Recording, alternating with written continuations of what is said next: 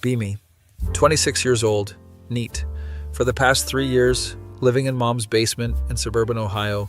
Haven't had a job since the GameStop where I got fired for watching anime on my phone during Black Friday rush.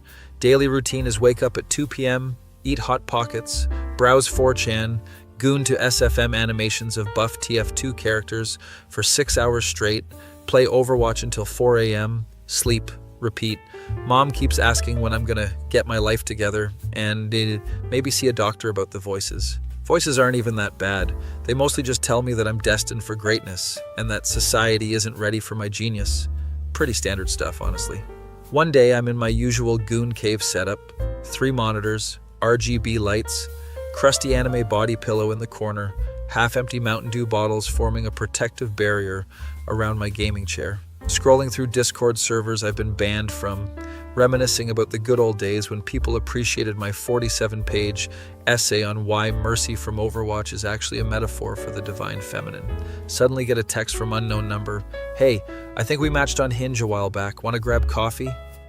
I don't have Hinge, never had Hinge, haven't left the house in 6 months, except for that one time mom made me go to Walmart at 3 a.m. to buy her cigarettes. But I'm intrigued, been lonely.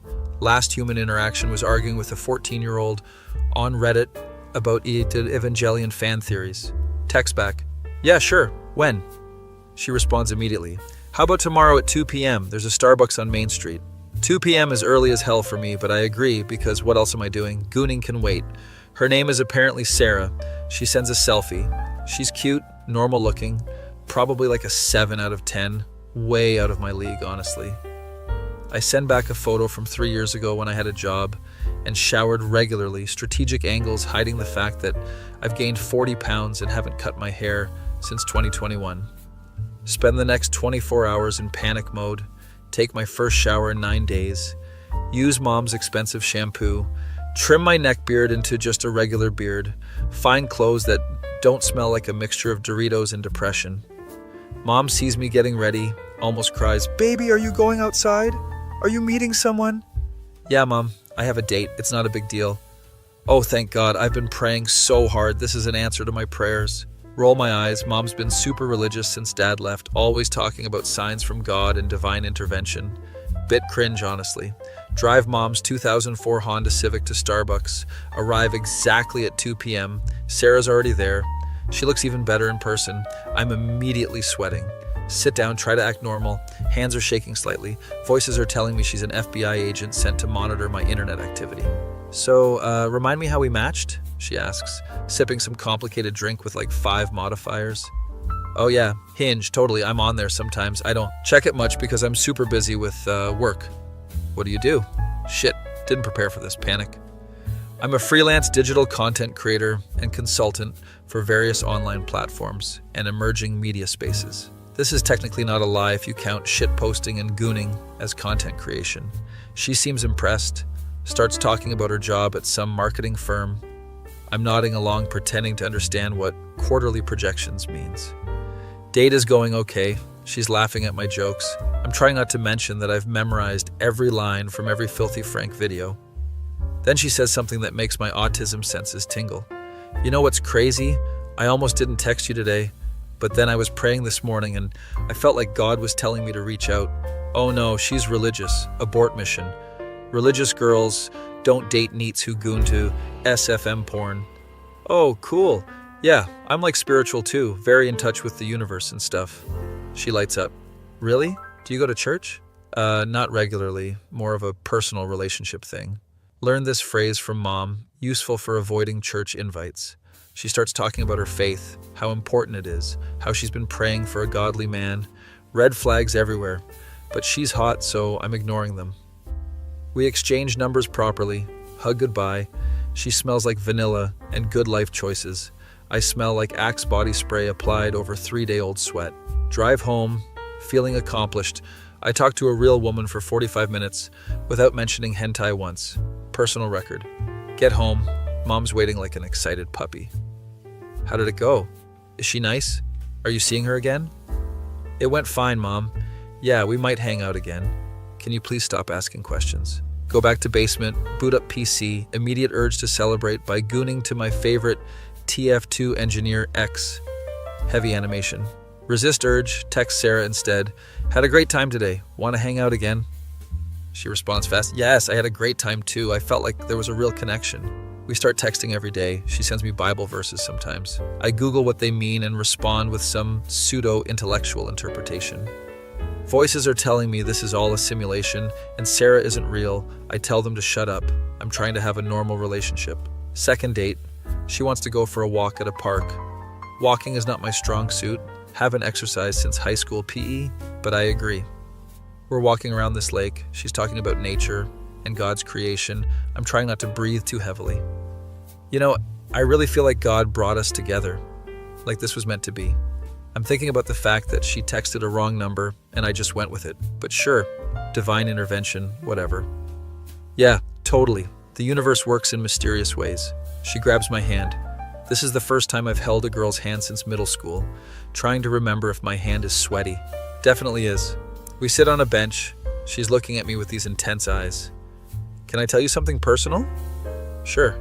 I've been praying for a husband, like really specifically praying, and when I texted you, I felt this overwhelming peace that you were the one God has for me. Internal panic. We've been on 2 dates. She's already talking about marriage. This is moving fast. But also I'm a neat who goons to video game characters. I'm not going to get a better offer. Wow, that's really meaningful. I'm honored. She kisses me. First kiss in 4 years. I'm trying not to think about the fact that I watched a TF2 SFM video of Soldier and Demoman in compromising positions this morning. We start officially dating. She changes her relationship status on Facebook. Her friends comment things like, "So happy for you," and "He's cute." I don't have Facebook. Create one just to make it official. My only friend is my mom. Sarah starts inviting me to church. I can't avoid it anymore. Agree to go Sunday. Saturday night, I'm having a crisis. What do I wear to church? Do I have to bring a Bible? Will God smite me for being a degenerate? Voices are louder than usual, telling me the congregation will know I'm a fraud, that everyone can see my sins. Take my meds that I've been avoiding for 2 weeks. They quiet down a bit. Sunday morning, pick up Sarah. She's wearing a dress, looks angelic. I'm wearing khakis I found in my closet from 2019 and a button-up shirt Mom ironed. We get to church. It's one of those modern churches with a rock band and a coffee bar. Not as scary as I thought. Service starts. Everyone's singing. I'm mumbling along, pretending I know the words. Pastor starts talking about relationships and God's timing. Sarah squeezes my hand. She thinks this sermon is about us. Pastor says sometimes God sends us signs in unexpected ways. Through a text message, through a chance encounter, through divine appointment. Sarah is literally tearing up. She whispers, "This is about us. God is confirming it." I'm sitting there thinking about how I'm going to goon later to celebrate surviving church. After service, we go to lunch with her church friends. They're all asking how we met. Sarah tells the story. I was praying and God literally told me to text him. It was like a divine download. Everyone's oohing and eyeing, talking about how beautiful God's timing is. I'm nodding along. Yeah, it was crazy. I wasn't even expecting it. One of her friends, this dude named Kyle, who looks like he's never gooned in his life, asks what I do for work. I'm in digital content creation and online brand consulting. Kyle seems skeptical. Oh, cool. What kind of content? Mostly analytics and engagement metrics for various platforms, very technical stuff. This satisfies him. He goes back to talking about his job at some nonprofit. Weeks go by. I'm living this double life. By day, I'm Sarah's godly boyfriend who goes to church in small groups. By night, I'm a degenerate neat who's memorized every Joji song and can identify hentai artists by art style alone. Mom is thrilled, keeps telling me Sarah is such a blessing and that she's been praying for this. Meanwhile, I'm having increasing anxiety. Voices are getting worse, telling me I'm living a lie, that Sarah will discover who I really am. One night, I'm particularly stressed.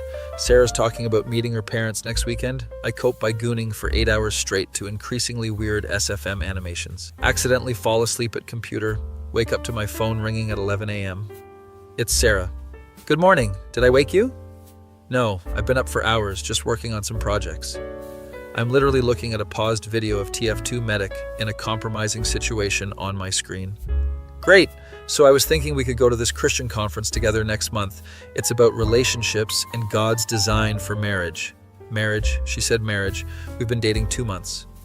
Yeah, sure, sounds great. Hang up. Immediate panic attack. Voices are screaming.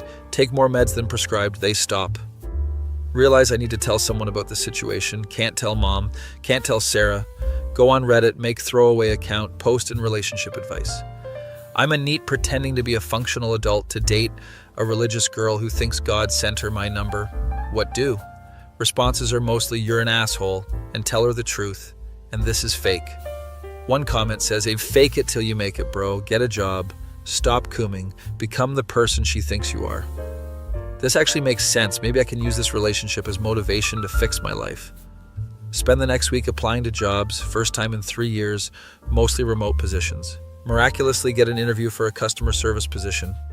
Work from home, basically just answering emails. Nail the interview by lying about my employment gap. I was doing freelance consulting. Get the job starting next week. Salary is shit, but it's money. Tell Sarah, she's ecstatic. I knew God had a plan. I've been praying for breakthrough in your career. Starting to wonder if maybe there is something to this prayer thing. Seems suspicious. Voices say it's just coincidence. I'm inclined to agree with them. First day of work, I'm answering customer service emails in my basement. This is the easiest job ever. Why didn't I do this years ago? Sarah's proud, tells everyone at church that I got a new job. They all congratulate me like I cured cancer.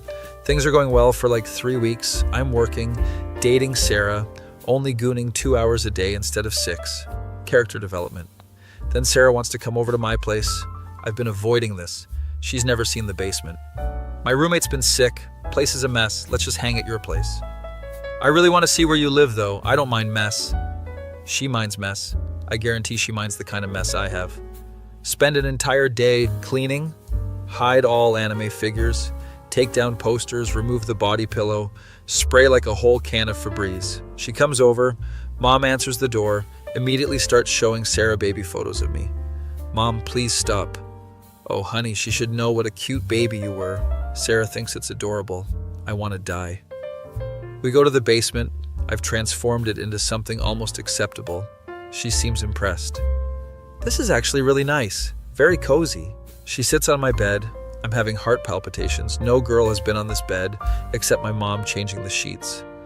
We're watching a movie on my laptop, some Christian film she picked. I'm not paying attention. She leans in to kiss me. This is escalating. I'm panicking. What if she wants to do stuff? I've only done stuff with anime characters. Make out for a bit, she pulls back. We should probably stop. I want to honor God with my body. Relief floods through me. Yeah, totally, I respect that. She smiles. I'm so glad you understand. Most guys would be upset. Most guys aren't terrified of physical intimacy, but sure. She notices my gaming setup, 3 monitors, RGB, everything. Wow, you have a really nice computer setup. You must need it for work? Yeah, lots of data analysis and stuff. She's looking at my Steam library open on one monitor, over 3,000 hours in TF2. You play video games? Sometimes, just to de-stress, not that much.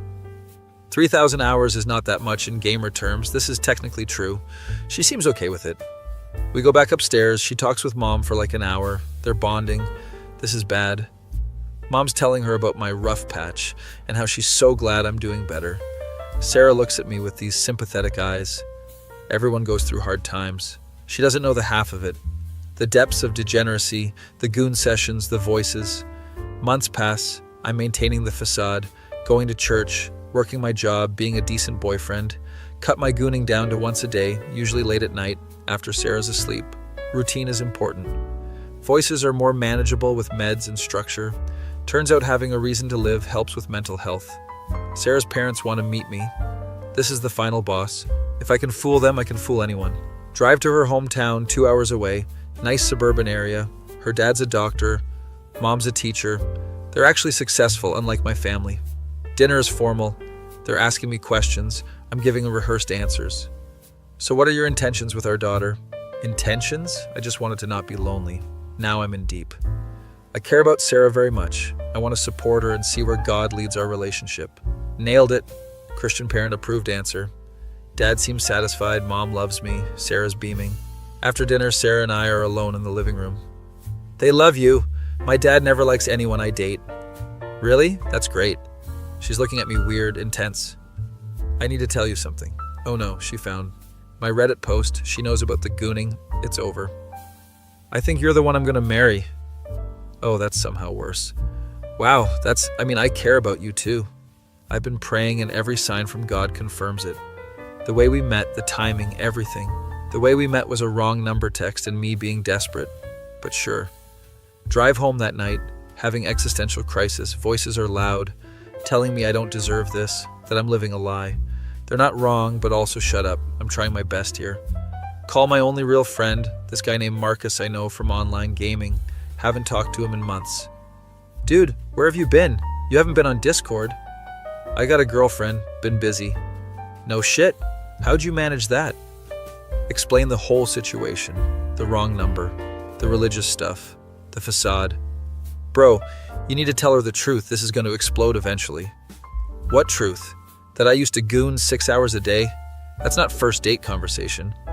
Not that specifically, but like the job thing, the mental health stuff. She should know.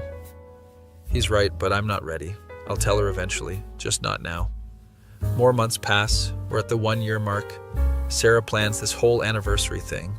We go to the spot where we had our first date. She's made a scrapbook of our relationship. It's actually really sweet. This year has been the best of my life. God has been so good. I'm feeling genuine emotions. This is new. Usually I only feel things when watching sad anime. I feel the same way. She pulls out a letter, hands it to me. I wrote this after our first date. I felt God tell me to write down everything I was feeling. Open it. It's dated from our first date. She wrote about feeling peace about me, about how she believed God sent her a sign. The sign was when I felt prompted to text you. I wasn't even sure it was the right number, but I felt God say, trust me. I'm reading this, feeling like a fraud. She thinks this is divine intervention. It was just random chance. But also, what are the odds? Wrong number leading to year-long relationship.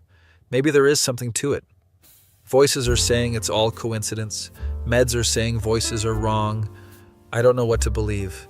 We're sitting there. She's waiting for me to say something. I need to be honest about something. Her face changes. She looks scared. What is it? When you first texted me, I didn't actually have Hinge. I think you had the wrong number. Silence. She's processing. What do you mean, wrong number? I mean, I never matched with you on Hinge. You texted a random number, and it was me. She's staring at me. I can't read her expression. Then she starts laughing, actually laughing. That makes it even better. God literally gave me the wrong number on purpose. That's so him. This is not the reaction I expected. You're not mad? Mad? This is proof it was meant to be. The chances of randomly texting someone and it being your future husband? That's not coincidence. Future husband, she said it again. I'm sweating. She's crying happy tears. God literally gave me your number out of nowhere. That's the most romantic thing ever. She immediately calls her mom to tell her. I can hear her mom freaking out on the other end. This backfired completely. I tried to come clean, and it made her more convinced this is fate. We're driving home. She's talking about how she's going to tell everyone this story at our wedding. Wedding. She's planning a wedding in her head. Get home, go to basement, boot up PC, need to goon the stress away. Pull up my favorite TF2 SFM playlist, Heavy and Medic being suspiciously close. Halfway through, I stop. What am I doing? I have a real girlfriend who loves me. Why am I doing this? Close the videos, delete my bookmarks folder. 8 years of carefully curated content gone. Voices are screaming that I'm making a mistake. I ignore them. Maybe Marcus was right. Maybe I need to actually become the person Sarah thinks I am. Next few months, I'm trying hard. Working more hours, saving money, going to church without complaining. Still take my meds. Voices are quieter, but never fully gone. They're part of me now. Sarah and I are at a church event, some relationship seminar. It's actually not terrible. Speakers talking about honesty and vulnerability in relationships. You can't have real intimacy without being fully known. Hiding parts of yourself prevents true connection. This hits different. I'm sitting there realizing I'm still hiding massive parts of my life. After the seminar, Sarah and I are in the parking lot. That was really good. I feel like we're pretty open with each other. Now or never. Sarah, there's more I need to tell you. Spend the next hour in the car telling her everything. The neat years, the mental health struggles, the voices, the medication, the gooning, all of it. She's quiet the whole time, just listening. I can't tell if she's horrified or what. Finish talking. Wait for her to break up with me. Thank you for telling me. That's it? You're not freaked out? I mean, some of it is a lot to process. The internet stuff is definitely concerning. Concerning is mild. I was expecting disgust. But everyone has a past. Everyone has struggles. You're doing better now, right? Yeah, way better. I haven't, Done that stuff in months. Lie, it's been 2 weeks, but I'm trying. Then that's what matters. You're growing, changing, becoming who God wants you to be. She's too good for me. This is insane. I have to tell you though, my parents can't know about the neat stuff. They'd never understand. Fair enough. I wasn't planning to bring it up at Christmas dinner anyway. We sit there for a while. She's holding my hand. I want you to know something. When I said God gave me your number, I meant it. I know you believe that. No, listen. The night before I texted you, I had this dream. I saw a phone number and I wrote it down. She pulls out her phone, shows me a note from over a year ago. It's my number, my actual number, written down the night before she texted me. My skin is crawling, voices are going crazy. This is simulation confirmation. That's impossible. I know it seems crazy, but I dreamed your number and texted it the next day. I don't know what to say. This is either divine intervention or the most insane coincidence ever, or I'm having a psychotic break and none of this is real. Take extra meds that night, tell voices to chill. Everything is fine. A couple months later, Christmas time, Sarah's family invites my mom and me to their celebration. Mom's thrilled. She's been wanting to meet Sarah's family, wants to talk about grandkids probably. Christmas dinner is nice. Everyone's getting along. Sarah's dad is showing me his vintage car collection. We're in the garage, looking at a restored Mustang. Sarah told me you've had some struggles with mental health. Oh God, what did she tell him? Yeah, I take medication for some stuff. It's managed. That takes a lot of courage to deal with. My brother has schizophrenia. I understand. He understands. This is unexpected. I just want to make sure you're taking care of yourself. Sarah cares about you a lot. I am, I promise. We go back inside. Sarah's helping her mom in the kitchen. I'm talking with her little brother about video games. This is normal. This is what healthy families do. I'm part of something good. New Year's comes. Sarah and I are at a church service. They're doing this thing where you write down what you're leaving behind in the old year. I write down old habits, mental health struggles, isolation. We burn the papers in a fire pit outside. Symbolic fresh start. Sarah writes down doubt and fear, and we watch them burn together. 2024 hits, new year. I'm feeling optimistic for the first time in years. Work is going well, got promoted to senior customer service rep, more money, more responsibility. Mom's proud, tells everyone at her work about my girlfriend and my job. I'm no longer her embarrassment. Valentine's Day, I plan something nice for once. Take Sarah to a fancy restaurant, spent actual money. During dinner, she's looking at me weird again. What? I have something to tell you. Oh no, she's pregnant. We haven't even done anything. Immaculate conception. I've been praying about our future. Here it comes, the marriage talk. And I feel like God's been preparing me for something. She pauses. I'm waiting. I think we should move in together. Wait, what? The religious girl wants to move in together before marriage? Really? I thought you'd want to wait until marriage? I did too, but I feel like God's releasing me to take this step. We've been together almost 2 years. 2 years, holy shit, time flies when you're faking functionality. Plus, I want to really know you, see you in everyday life before we get married. Married, she said, before we get married. Marriage is inevitable in her mind. Okay, yeah, let's do it. We start looking at apartments. Nothing fancy, just a 2-bedroom so I can have my gaming set up. Find a place in a decent area, sign the lease, moving in next month. This is real adult stuff. I'm panicking. Voices are telling me I'm not ready. Tell them to shut up. I'm doing this. Moving day comes. Mom's crying. My baby's all grown up. Mom, I'm 27. I should have moved out years ago. I know, but still, you were my little roommate. Feel guilty about all the years I spent being a burden. Hug her tight. Thanks for not giving up on me. She's full sobbing now. Sarah's friends are helping move boxes, trying not to notice. New apartment is nice. Sarah decorates it, puts up Bible verses in frames. I set up my gaming room. First night living together, we're on the couch eating takeout. This feels right. Yeah, it does. We fall asleep watching a movie. This is domestic bliss. Weeks pass, living together is actually great. We have routines, we cook together. It's normal couple stuff. She discovers my weird sleep schedule. I discover she talks in her sleep about Jesus. One night I'm gaming late. She walks in half asleep. Are you playing that war game again? It's Team Fortress 2, and yes. Come to bed soon, okay? I will. She stumbles back to bedroom. I'm sitting there thinking about how I used to goon to characters from this game. Character development is weird. Few months into living together, we're having dinner. She seems nervous. I need to ask you something. What's up? Do you ever think about the future, like our future? Yeah, sometimes. Do you see yourself marrying me? Here it is, the question I've been avoiding. Honestly, yeah, I do. Her face lights up. Wasn't expecting that answer. Really? Yeah, I mean, you've seen me at my worst, you know everything, and you're still here. Of course I'm still here. I love you. First time she said it directly, I love you. I love you too. Mean it. This is not part of the facade anymore. She's crying happy tears. We hug. This is a moment. A few months later, I'm planning to actually propose. Saved up money. Bought a ring. Talking to her dad. Dad gives his blessing. Seems genuinely happy about it. Planned this whole thing. Going back to that Starbucks where we first met. Get there early. Set up with help from Connor, who drove down from Ohio. Good guy. Sarah arrives. Thinks we're just having a casual coffee date. We're sitting at the same table. I'm sweating buckets. So I wanted to talk about something. Okay? Get down on one knee right there in Starbucks. People are watching. Sarah, 2 years ago you texted a wrong number. Or maybe it was divine intervention. I still don't know. She's already crying. But what I do know is you saw something in me I didn't see in myself. You believed in me when I didn't believe in me. Pull out ring. Voices are quiet for once. Will you marry me? Yes. Oh my God, yes. Starbucks erupts in applause. We're kissing. I'm crying. She's crying. The barista's crying. Post about it on social media. I actually have social media now. Functional adult behavior. Comments flood in. Her church friends are freaking out. My mom comments. Finally. That night we're at home, just sitting together, engaged now. You know what's crazy? What? That text message I sent, that was literally God giving me a sign. You really believe that?